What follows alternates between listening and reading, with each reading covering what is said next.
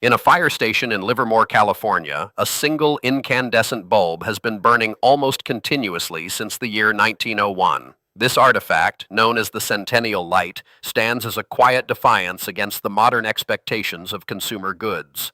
It is a technological relic from an era when engineers measured their success by the durability and longevity of their creations.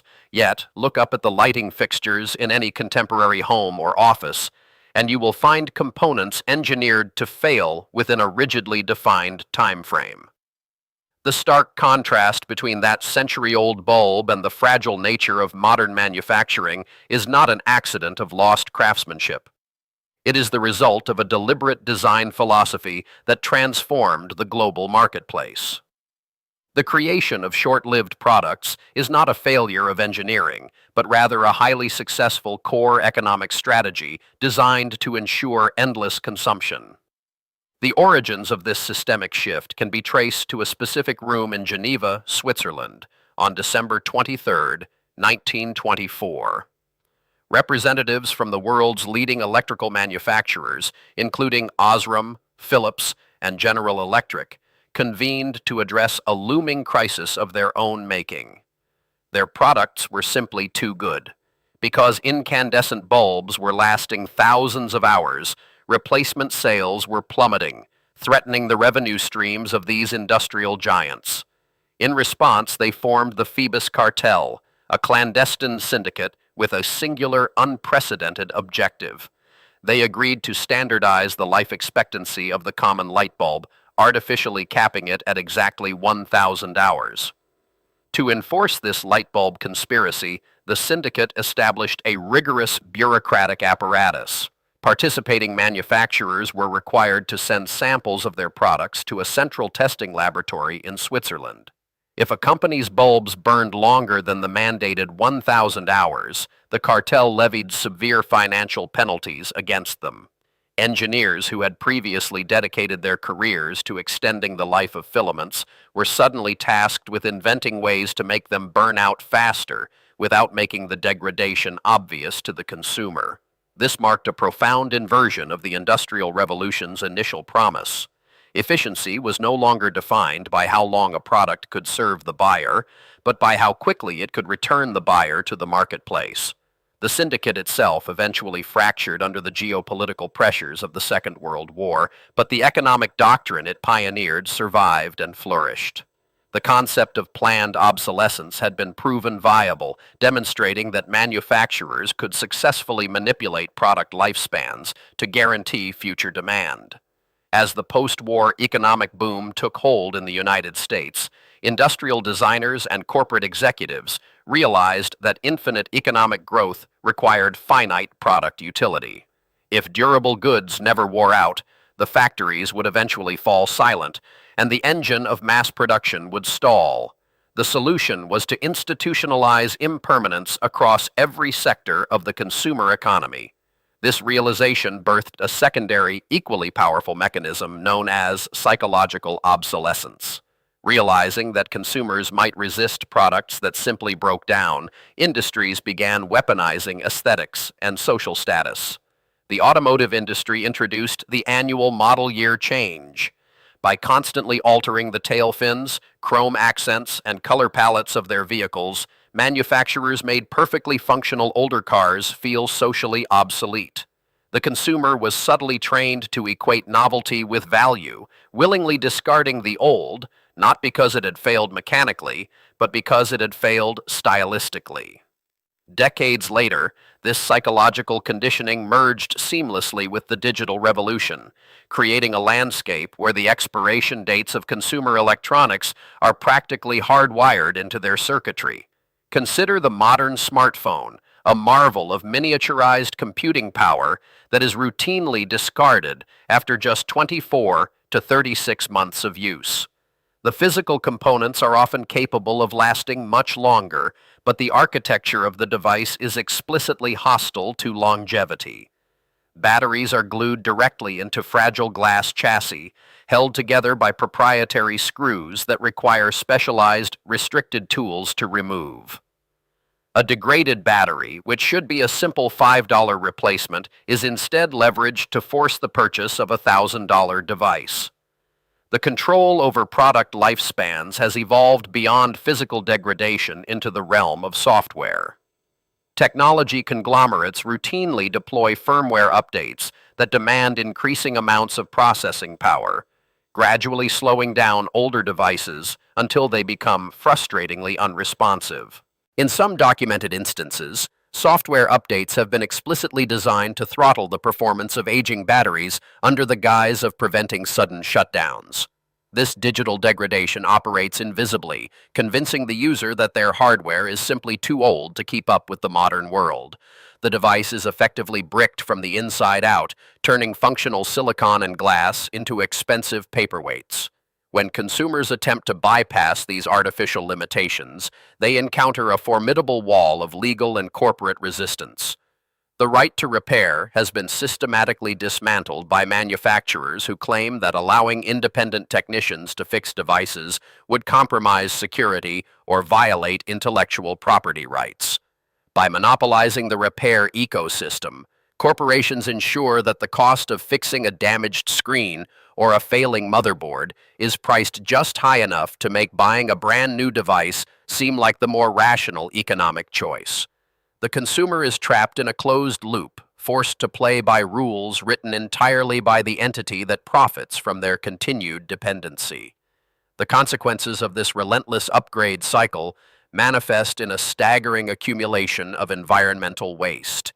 In a single recent year, the global economy generated 53.6 million metric tons of electronic waste, a number that continues to compound annually. Heavy metals, toxic chemicals, and rare earth elements are mined at immense ecological cost, processed into complex circuitry, utilized for a fraction of their potential lifespan, and then discarded. Much of this toxic detritus is exported to developing nations, where it accumulates in massive, unregulated dump sites, leaching lead and mercury into the soil and groundwater. The true cost of the disposable economy is thus externalized, hidden from the balance sheets of the corporations that drive it. This architecture of impermanence extends far beyond the realm of consumer electronics, deeply infiltrating the global apparel industry. The phenomenon of fast fashion represents a parallel application of the same underlying economic logic, accelerating the traditional rhythm of the seasons into a relentless blur of production. Where clothing brands once released 2 to 4 collections a year, modern retail giants now churn out 52 micro-seasons, introducing thousands of new styles every week. The garments are engineered from cheap, synthetic, petroleum-based fibers, stitched together with minimal regard for structural integrity and designed to lose their shape or fall apart after merely a handful of washes. The economics of ultra-fast fashion rely on extreme supply chain compression and the aggressive exploitation of global labor arbitrages. By utilizing vast networks of unregulated factories in nations with minimal worker protections, brands have driven the retail price of clothing down to historically unprecedented levels. The financial calculus has been deliberately skewed so that the cost of purchasing a new dress or shirt is often lower than the cost of having an older garment professionally cleaned or tailored. Clothing has been stripped of its status as a durable good and recast as a disposable commodity meant to be worn once for a photograph and then discarded. The resulting avalanche of textile waste mirrors the electronic waste crisis in both scale and devastation. Deserts in South America and beaches in West Africa have become sprawling graveyards for unsold and discarded fast fashion garments.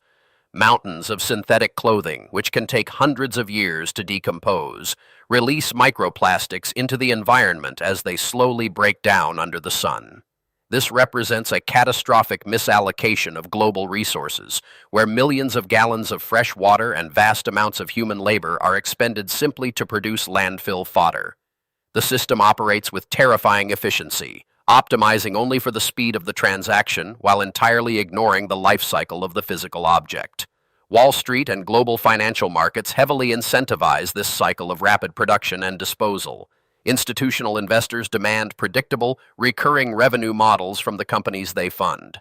A durable good that lasts a lifetime represents a single, isolated transaction, which is anathema to the modern pursuit of endless quarterly growth.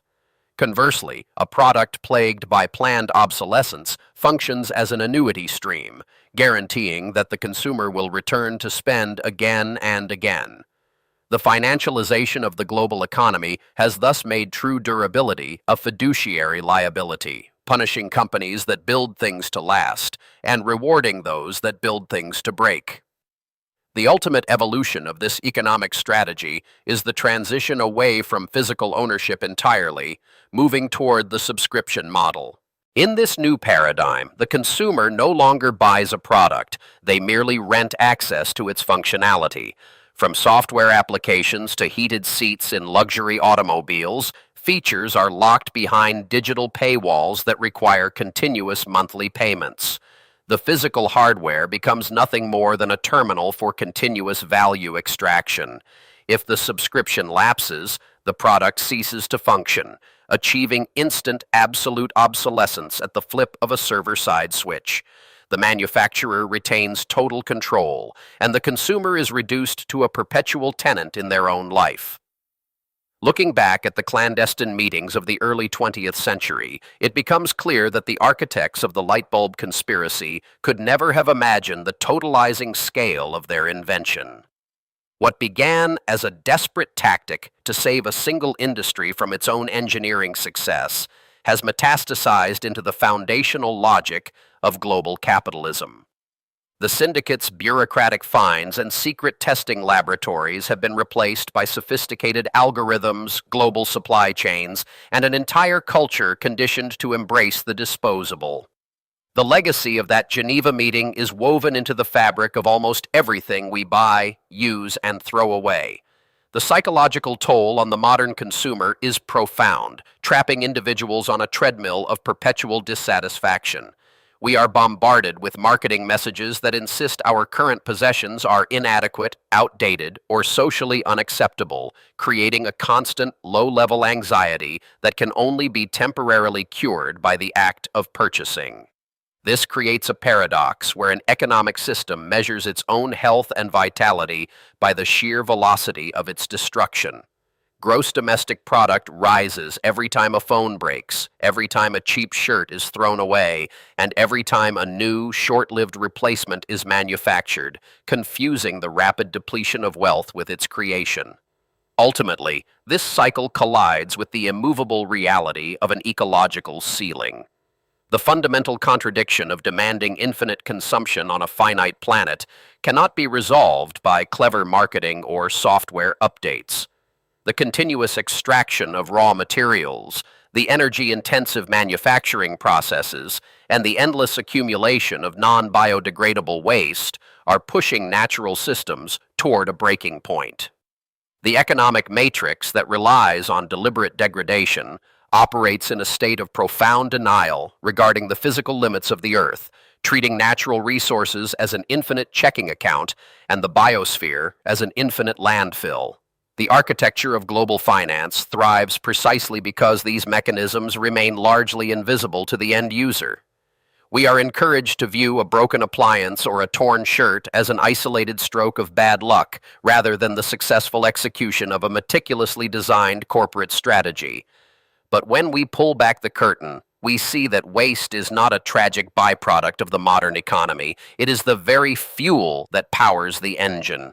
The deliberate design of short-lived products remains the most successful, pervasive, and ultimately destructive economic strategy of the modern era, quietly shaping the world one broken mechanism at a time.